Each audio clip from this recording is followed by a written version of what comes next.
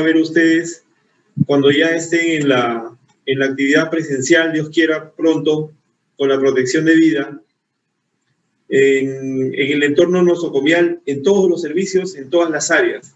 Esto lo identificamos en áreas clínicas con mucha frecuencia, pero no es ajeno a ello.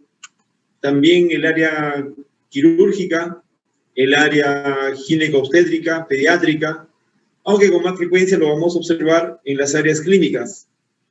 Una patología que conlleva una enorme importancia desde el punto de vista epidemiológico, incrementa estancias nosocomiales, genera costos adicionales y tiene también un costo alto por la mortalidad que puede provocar. La importancia también en saber que existen medidas que pueden reducir la posibilidad de que se desarrolle esta patología en el entorno hospitalario, que es precisamente la que da la definición de neumonía intrahospitalaria, que como vamos a ver es el proceso infeccioso de afectación pulmonar vinculado al servicio de salud nosocomial o intrahospitalario, como dice la definición.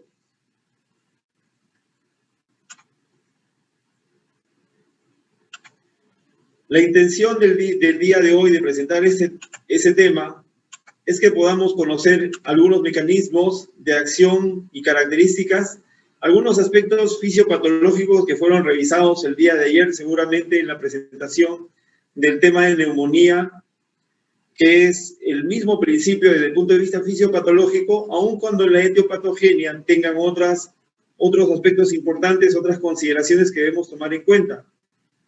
Reconocer también que desde el punto de vista de la parte asistencial, en el manejo que brindamos a las personas, estos pacientes poseen derechos y también tenemos que reconocer los valores y las actitudes de las personas, tanto del paciente como de su entorno, en el momento en que desarrollamos la interacción médico-paciente-familia. Es muy importante que los pacientes sepan, por ejemplo, el riesgo que tienen de desarrollar una neumonía nosocomial. Lo mismo sus familiares.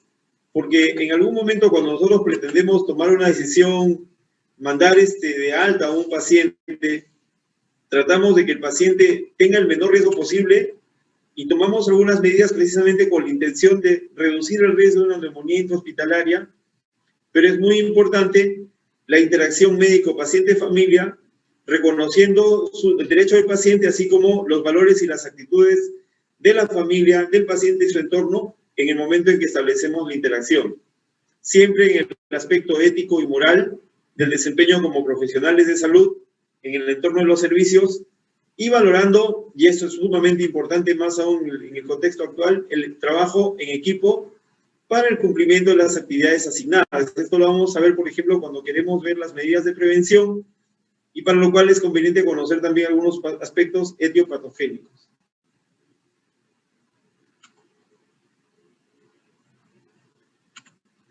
Entonces, vamos a considerar la definición, los aspectos epidemiológicos, fisiopatológicos, la evaluación diagnóstica y la terapéutica de los pacientes que desarrollan esta patología, la neumonía intrahospitalaria.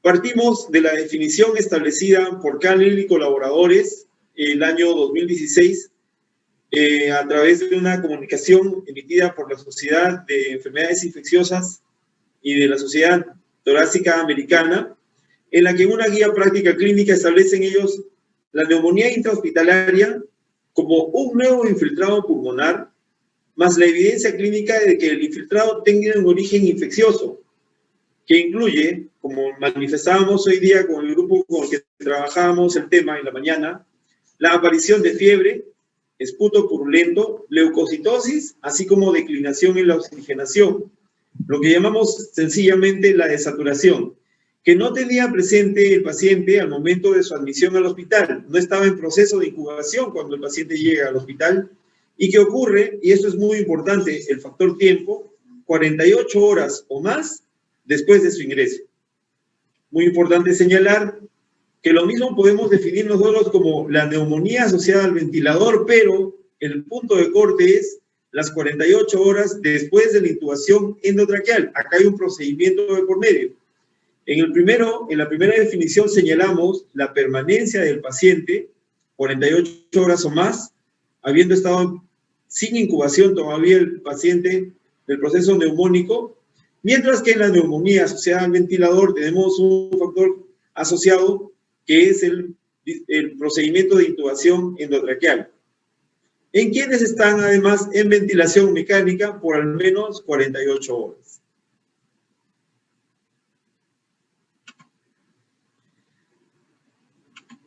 El día de ayer seguramente ustedes han hecho el cuadro característico, siempre señalo yo Patología de Rubin, que es un libro antiguo, pero que de todas maneras tiene un cuadro característico donde ustedes tienen la imagen de la estructura del alveolo en comunicación con el capilar sanguíneo, y está también el papel que cumple los mecanismos de defensa. Hablamos de las defensas de primera línea, los mecanismos celulares y los mecanismos humorales en la interacción con el inóculo patógeno a nivel alveolar, desencadenando la respuesta local característica de la neumonía y que es, en esencia, desde el punto de vista fisiopatológico, el mismo para la neumonía intrahospitalaria, así como también la interacción con la respuesta inmunitaria. Y esto da lugar a la aparición precisamente de los hallazgos locales a nivel del parénquima pulmonar, así como las manifestaciones sistémicas, que son las que evidenciamos tanto desde el punto de vista clínico, como la aparición de crepitantes, la aparición de la respiración soplante tubárica, la egofonía, la pectoriloquia, los hallazgos también en la percusión que pueden dar su matidez, en la palpación, la alteración en el frémito. Esas son las características semiológicas que se traducen en los hallazgos radiográficos, que es característica el infiltrado algodonoso con signo patognomónico de la presencia de bronco aéreo, zona afectada. Puede haber también irritación pleural, tenemos derrames pleurales asociados a neumonía o derrames paraneumónicos, y esto se verifica precisamente en los hallazgos a nivel de imágenes.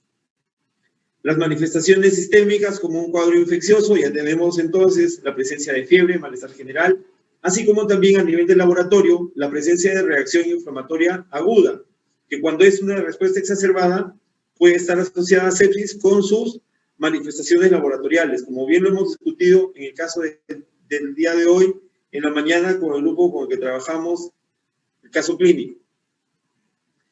Dentro de las causas microbiológicas de la neumonía asociadas al respirador o al ventilador mecánico, vamos a obtener, por ejemplo, los patógenos en los cuadros iniciales o en los periodos de estancia con menor permanencia en el tiempo, que suelen ser aquellos que están vinculados más a neumonía comunitaria, ¿no? Streptococcus pneumoniae, otras especies de Streptococcus, Haemophilus influenza, Staphylococcus aureus meticilino sensible, enterobacteriáceas sensibles a antibióticos, E. coli, Klebsiella, especies de Proteus y de Enterobacter, así como Serratia. Sin embargo, el mayor temor a nivel nosocomial, y por eso un aspecto fundamental en la prevención de las neumonías intrahospitalarias, es tratar de que el paciente permanezca el menor tiempo posible en el entorno hospitalario, es la aparición de la resistencia a múltiples fármacos antibióticos, teniendo en primer lugar a la temida Pseudomonas aeruginosa, su colega cercano, Staphylococcus aureus meticilino resistente, especies de enterobacterias resistentes a antibióticos, especies de Enterobacter, cepas positivas para beta-lactamasas de espectro extendido, las especies de Klebsiella, Legionella pneumófila, Bucordelia cepacia, Aspergillus, Acinetobacter, ¿no? Tenemos una serie de gérmenes que parecen nombres sacados, pues, de una referencia de clasificación de monstruos, porque finalmente esto viene a ser el resultado de un manejo inadecuado de antibióticos, la falta de un uso racional de antibióticos, y precisamente también por la permanencia muchas veces prolongada de manera innecesaria de los pacientes, exponiéndolos a presión antibiótica y al entorno en el cual nosotros ya tenemos este tipo de gérmenes, este tipo de bacterias. Por eso es muy importante conocer también la flora habitual en los servicios en los cuales uno labora, obtenida a través de los estudios de cultivo. ¿Cuáles son los factores de riesgo para la aparición de patógenos multidrogo-resistentes? Esto de acá recogido del capítulo de neumonía, perdón, esto no es el capítulo de neumonía, sí, la tabla 2, donde nos establecen, por ejemplo, en el caso de neumonía asociada a ventilador, factores de riesgo para gérmenes multidrogo resistentes, el uso de antibióticos endovenosos en los días previos hasta por 90 días. Muchos pacientes, por ejemplo, ahora reciben antibiótico terapia domiciliaria, más aún en el entorno actual, hay muchísimos pacientes cuyos familiares no desean llevarlos al entorno nosocomial y terminamos utilizando medicación endovenosa. Cefalosporinas como ceftriaxona, ceftazidima, quinolonas a veces como ciprofloxacino, levofloxacino, aminoglicósidos, y esto de acá, en los últimos tiempos, ha sido un factor fundamental en la aparición de resistencia. Señalar entonces que en el momento en que hace uno un interrogatorio, tenga que hacer la verificación de que el paciente haya utilizado o no medicación antibiótica, más aún de uso endovenoso, en los últimos 3 meses. No se olviden que eso es parte del interrogatorio. Cuando ustedes hacen el desarrollo de su caso, no se olviden de señalarlo en aquellos datos que pueden pasar desapercibidos, el hecho de que el paciente puede haber estado empleando antibióticos antes de su ingreso y más aún en los últimos 3 meses por vía endovenosa. El hecho de que el paciente, por ejemplo, presente shock séptico en el momento en que desarrolla neumonía asociada al ventilador. Un síndrome de estrés respiratorio agudo que precede a la neumonía asociada al ventilador. Un periodo de hospitalización de 5 o más días antes de la aparición de la neumonía asociada al ventilador. O sea que hay un punto de corte fundamental que es más de 4 días de permanencia. Y una terapia de reemplazo renal agudo antes del inicio de la neumonía asociada a ventilador. Tenemos también la neumonía asociada a la hospitalización o la neumonía intrahospitalaria con factores de resistencia a fármacos. Nuevamente, el uso de antibióticos por vía endovenosa en los últimos 3 meses,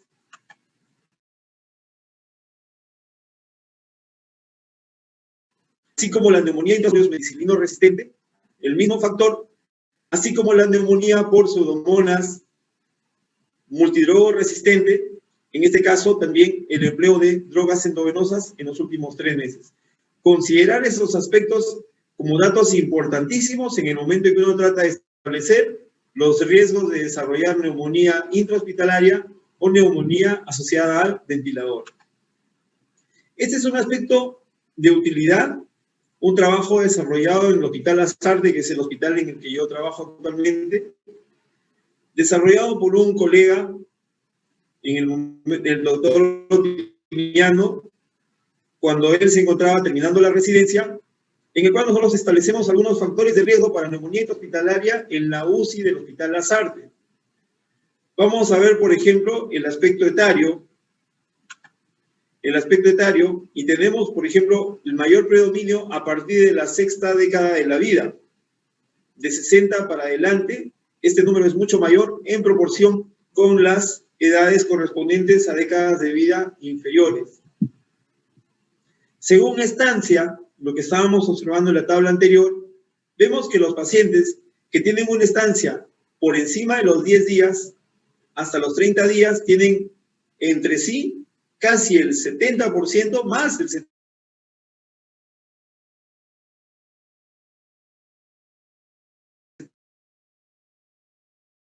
70% de desarrollado neumonía intrahospitalaria.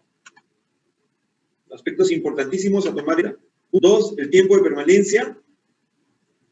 Ahora, esto relacionado con el tiempo de ventilación mecánica, ¿no? Y vemos de 1 a 4 días, de 5 a 9 días, si bien el porcentaje es sensiblemente menor, observamos que el mayor número de pacientes desarrollan neumonía en este grupo de estudio entre el 5º a 19º día, que corresponde aproximadamente al 65 a 70%. en comparación con los primeros 4 días de estancia en ventilador, que corresponden únicamente al 30%. De los microorganismos que se aislaron en este estudio, vimos en primer lugar Staphylococcus aureus, especies Enterobacter, Acinetobacter baumannii, Pseudomonas aeruginosa, E. coli y otros gérmenes. Esto de acá es importantísimo conocer por cuanto de alguna manera nos ayuda a tomar decisiones en el momento en que uno inicia cobertura antibiótica. Recuerden que dentro de los lineamientos se inicia cobertura antibiótica empírica en función a la sensibilidad de la flora que más vemos en el área o en la unidad que está siendo evaluada. Tenemos este otro cuadro del mismo estudio, donde encuentran ellos, según los factores que se identifican vinculados al riesgo de neumonía hospitalaria, la presencia de sonda nasogástrica como uno de los más descritos. Así lo describen las referencias bibliográficas, el uso de las sondas nasogástricas, el empleo de antiácidos también está reconocido, la aspiración de secreciones como mecanismo etiopatogénico, la intubación naso-orotraqueal, que también está vinculada a la neumonía asociada a ventilador. Esto es muy importante porque el biofilm que se desarrolla alrededor de las paredes del CAF o de ese globito que se infla puede permitir la llegada de gérmenes al tracto respiratorio inferior. Como mencionábamos hoy día, aspecto importantísimo también, el reflejo de las vías aéreas alterado, básicamente el reflejo de la tos, el reflejo de la dilución, el trastorno de conciencia vinculado a lo mismo, al deterioro de las funciones reflejas, la ventilación mecánica y los antecedentes de enfermedades como EPOC o diabetes mellitus. Considerando la distribución de los ratios y del intervalo de confianza, aquel que tiene más peso, la aspiración de secreciones, los reflejos alterados de la vía aérea y la presencia de sonda nasogástrica, así como de la ventilación mecánica, que como mencionaba hoy día uno de sus compañeros, está vinculada al uso de dispositivos invasivos. Hay que reconocer que la neumonía es la segunda causa más común de infecciones nosocomiales, detrás de las infecciones urinarias, pero la principal causa de muerte por infecciones nosocomiales en pacientes críticamente enfermos. En otras palabras, la neumonía intrahospitalaria, señoritas, caballeros, mata y es una causa de mortalidad alta.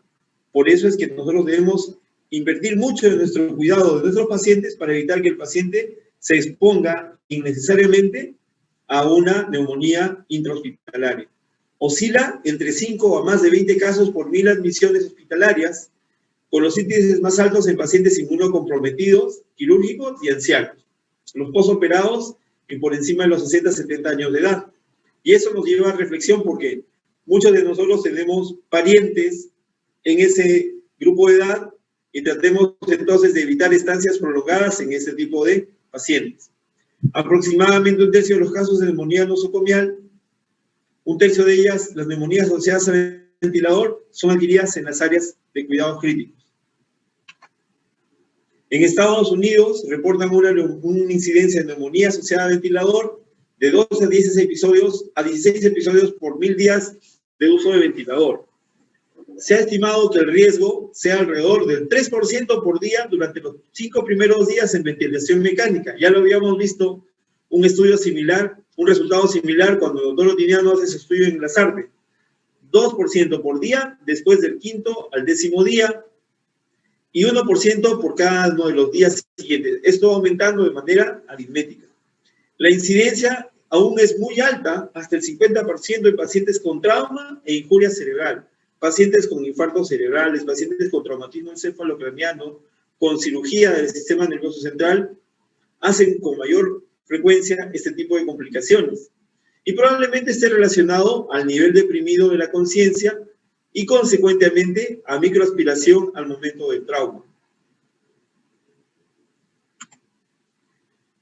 Habíamos mencionado este cuadro anteriormente, causas microbiológicas de las que están relacionadas con el respirador mecánico.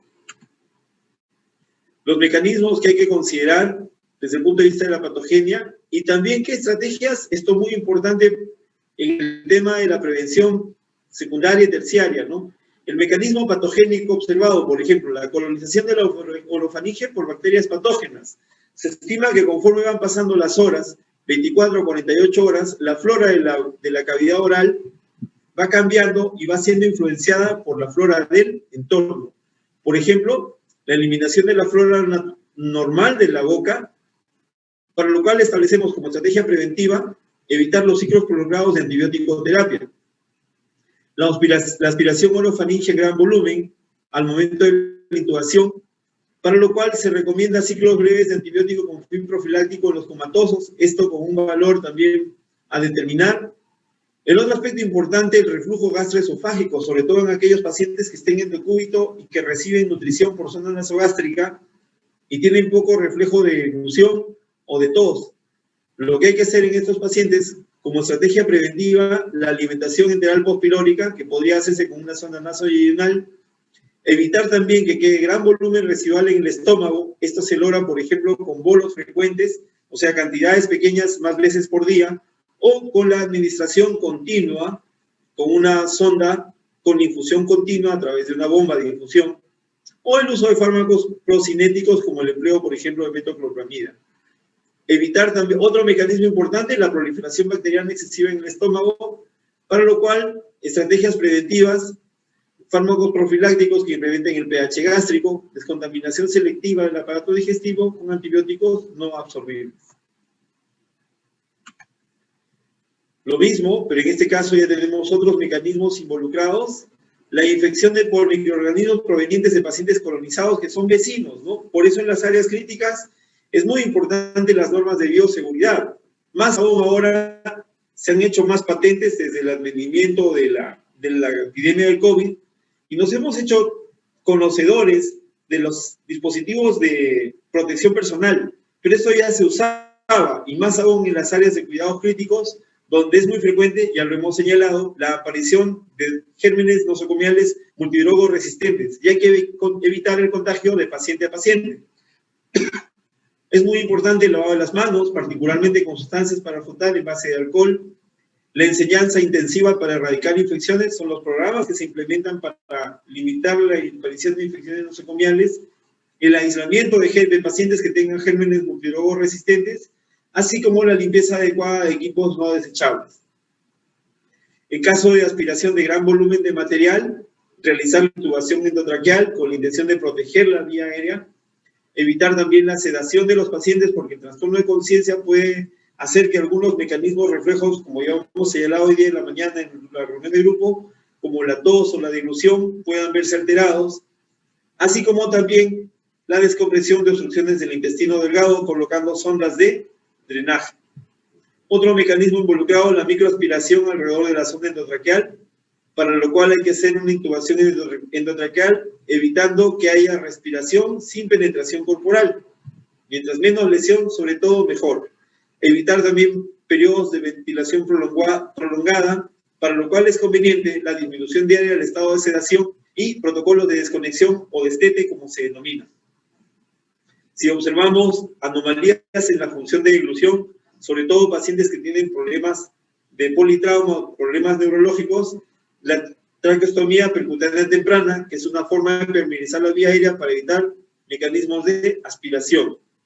También las secreciones acumuladas por arriba de la zona endotraqueal, que permiten que se forme este biofilm del que habíamos hecho mención anteriormente, se puede evitar o se puede plantear como estrategia preventiva la elevación de la cabecera, la aspiración continua de las secreciones endotraqueales por medio de una sonda especial, evitar también la reintubación y llevar al nivel mínimo la sedación y la movilización del paciente.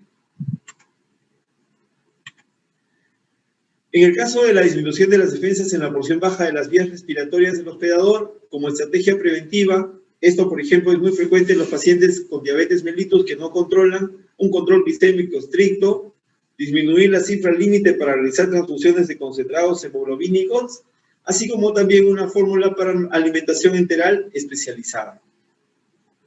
Esto es importante para poder establecer las estrategias de prevención. Considerar, por ejemplo, ¿no? Ese es un esquema interesante de una página, está citada acá, de cómo nosotros podemos llevar a que el tubo endotraqueal que empleamos con la intención de evitar que haya una aspiración del contenido de la boca o la orofaringe, que vaya por debajo del epiglotis al deteriorarse los mecanismos reflejos, se puede terminar convirtiendo en una vía que facilita el ingreso de los gérmenes al tracto respiratorio inferior y provoca una neumonía.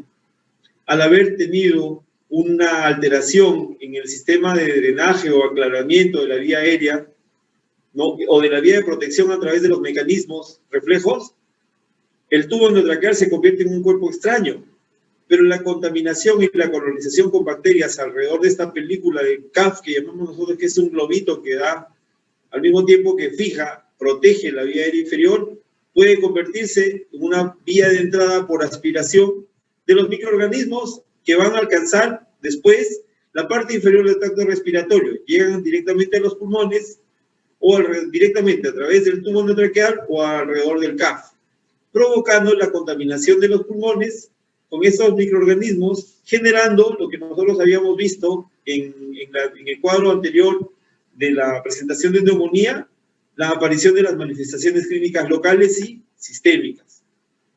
Es un artículo muy interesante de una revista Edad y Envejecimiento, donde mencionaban ellos algunos aspectos relacionados con la fisiopatología de la neumonía adquirida en el entorno nosocomial y la neumonía asociada a ventilador. Si bien el ambiente tiene una menor carga de gérmenes en el alrededor y una menor posibilidad de que haya una relación o un ingreso directo hacia los pulmones, a través de los mecanismos de defensa mecánicos, como sean la presencia de la mucosa ciliada, la presencia de la secreción de moco, los mecanismos de tos, cuando esos mecanismos están adecuados, cuando están sanos, cuando están intactos, permiten que tengamos un sistema de defensa adecuado y no va a dejar que haya contaminación del tracto respiratorio inferior. Sin embargo, en los huéspedes con neumonía asociada al hospital o neumonía nosocomial, esto de acá puede verse alterado. Va a haber gérmenes de otra naturaleza en la región de la boca, la orofaringe, y pueden verse alterados también, ya lo mencionábamos, los mecanismos reflejos de deglución, los mecanismos reflejos de aclaramiento de la vía respiratoria a través de la tos. Puede haber también reflujo del contenido gástrico, alteraciones también relacionadas con el pH, que es un mecanismo de defensa también que evita la proliferación de gérmenes, exponiéndonos a gérmenes resistentes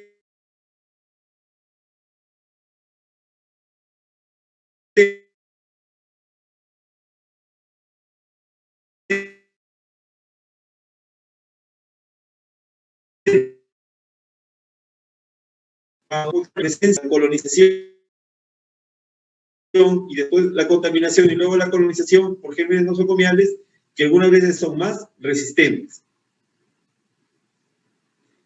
Para el diagnóstico hay que considerar, como bien decía la definición, los aspectos clínicos. En un paciente que no ha tenido manifestaciones respiratorias, no ha tenido tos, no ha tenido fiebre, o que ya movilizaba secreciones pero no tenían aspecto purulento, no desaturaba, de pronto observamos nosotros la aparición de alza térmica, aumento en la cantidad de secreciones, moviliza incluso al paciente secreciones de manera que si uno se acerca, las puede oír, no necesita acercarle el estetoscopio y este paciente ya se expiró. En lo clásico, en el paciente con un EBC, una encefalopatía hepática, una encefalopatía urémica, y un paciente renal crónico, se hospitaliza por un edema, por sobrecarga hídrica, tiene 3-4 días, está en diálisis. Cuando regresa de su segunda diálisis, el paciente ya viene taquineico, en la tarde hace fiebre, después empieza a desaturar. Uno va a auscultarlo en días anteriores, decía, ¿no? Llegó con crepitantes, con las diálisis se limpió, pero el día de hoy nuevamente tiene crepitantes, pero ya no en ambas bases, sino en un solo lado. Tiene 37,9, 38,4 de temperatura y está desaturando. Como que 2 más 2 son 4, ese paciente va a tener una neumonía. Y acá entonces lo que nosotros vamos a hacer es echar mano de la evaluación clínica de los scores de severidad. En el caso de disfunción, utilizamos nuestro conocido SOFA. En el caso de sepsis y disfunción, Apache, o si no, en el caso de severidad de infección respiratoria, el SIPS. Y de nuestras ayudas diagnósticas, que pueden ser, como siempre sugiero yo, ordenadamente propuestas, ayudas de diagnóstico de laboratorio, imágenes y otras. En las ayudas de laboratorio, por ejemplo, es fundamental y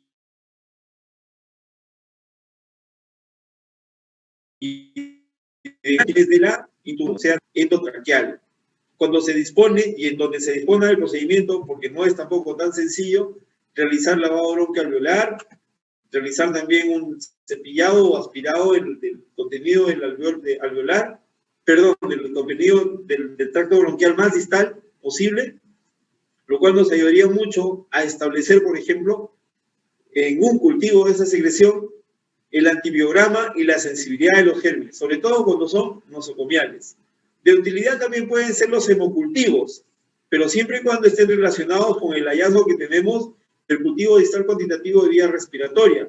Por cuanto los hemocultivos, ya sabemos, no tienen mucha sensibilidad, muchas veces salen negativos, pese a que el paciente tiene clínica, ¿no? Nuestro hemograma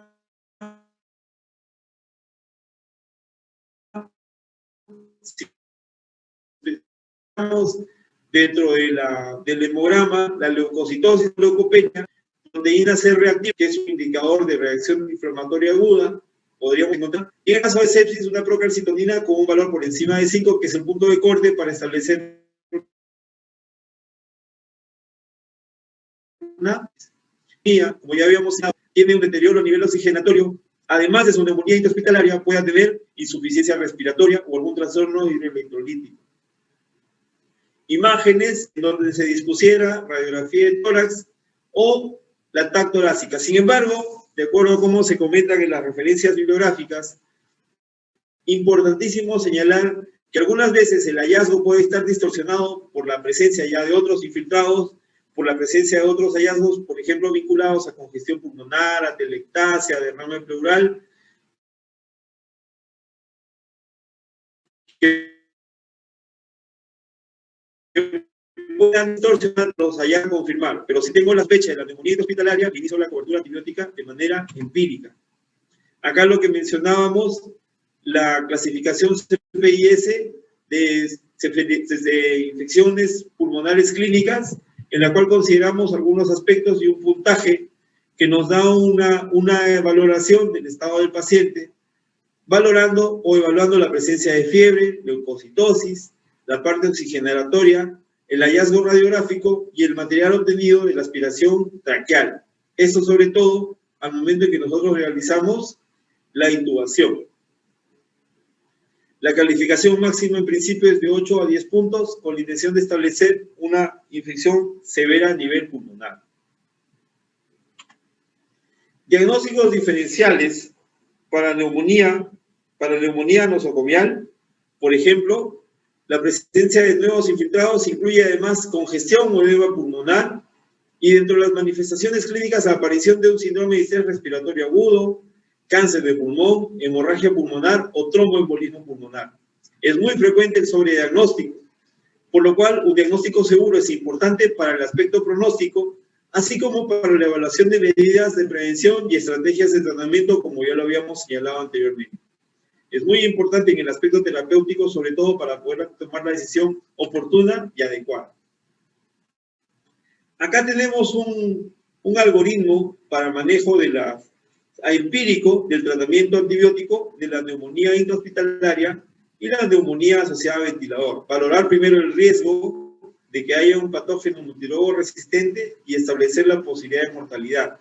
Si el riesgo es bajo para la presencia de gérmenes resistentes y el riesgo de mortalidad es bajo, podemos emplear una monoterapia antibiótica, un carbapenémico como ENEM, cefalosporinas como ceftriaxona o cefotaxime, o quinolonas respiratorias como levofloxacino o moxifloxacino. Ojo, no entra acá quinolonas como ciprofloxacino, sino las quinolonas llamadas respiratorias como moxi y levofloxacino. En el caso de que tenga un alto riesgo de patógeno multirogo resistente o un riesgo de mortalidad mayor del 15%, sin shock séptico o shock séptico, podemos nosotros iniciar, por ejemplo, una cobertura con un agente que cubra gérmenes gram negativos sencillos, bacterias gram negativos en UCI, así como asociarlo a una terapia para un Staphylococcus aureus meticilino resistente. En el caso de pacientes que cursen con shock séptico, una cobertura antipseudomónica dual, 2 antibióticos más una terapia para Staphylococcus aureus meticilino resistente. Ya no voy a recibir más pacientes, más alumnos, ya es una hora en la que no es prudente recibirlos, mejor que quede para la segunda sesión.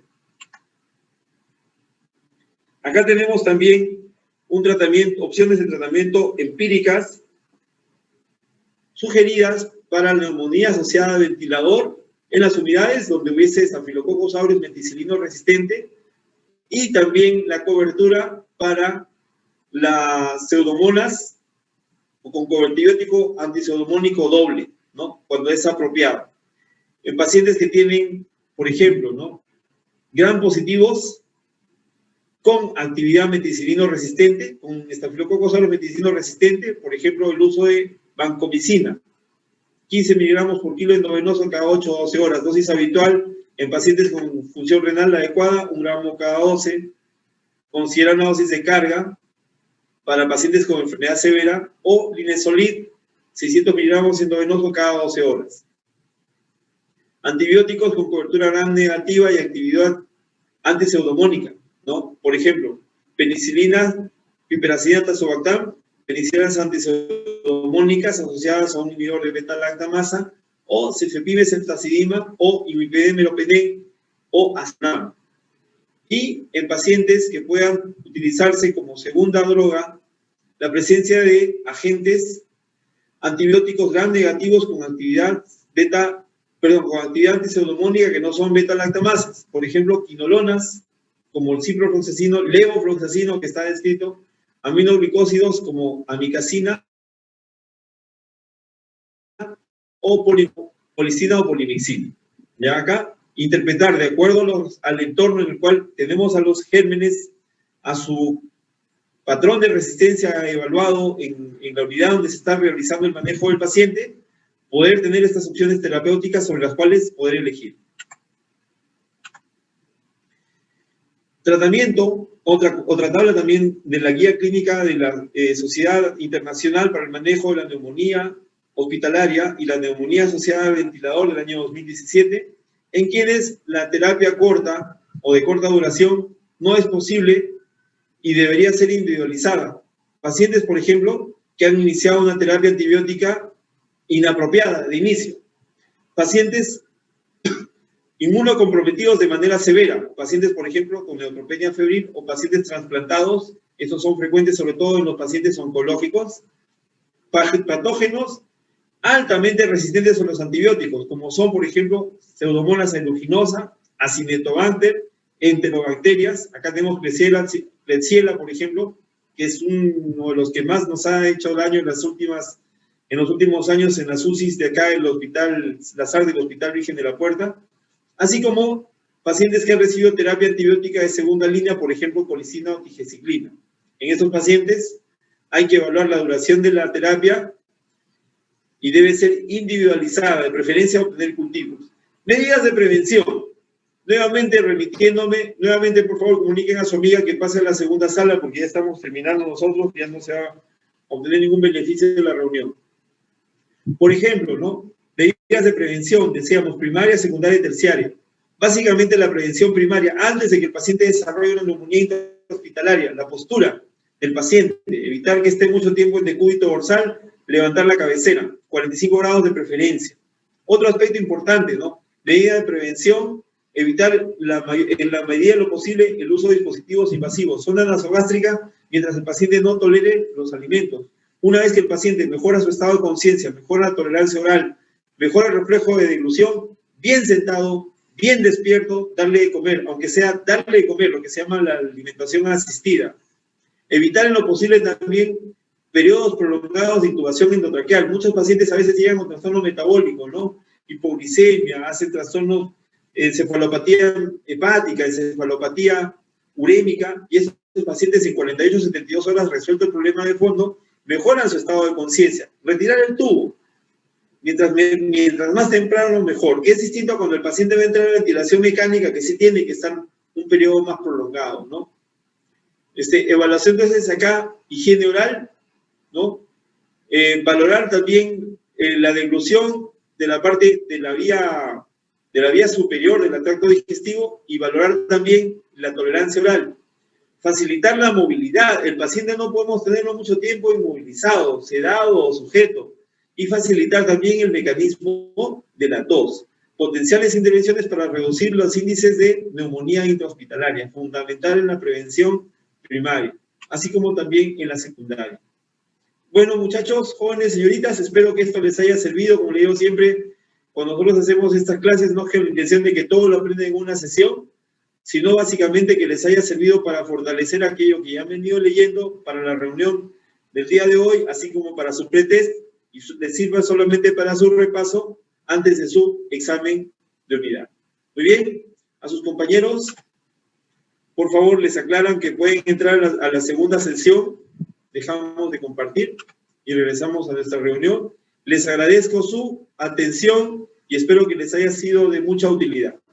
Con mi grupo, de acá le voy a pasar asistencia, ya saben, son los últimos en salir, y con el resto, buenas tardes para preparar la segunda sesión con el otro grupo. Un gusto, jóvenes, señoritas. Se queda mi grupo de rotación, el grupo 8, ya saben.